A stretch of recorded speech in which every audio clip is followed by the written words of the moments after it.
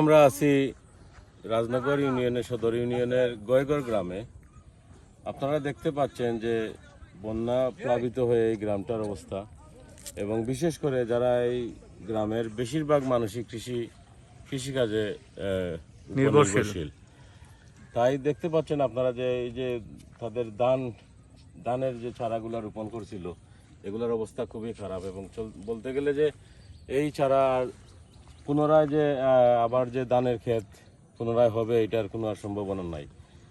এদিকে দেখতে পাচ্ছি আমরা যে নতুন চারা লাগাচ্ছে তারা, যাদের কাছে নতুন চারা আছে, আমরা গ্রাম্য ভাষায় বলি হালি আছে, এই হালি দিয়ে তারা নতুন করে আবার চারা লাগান।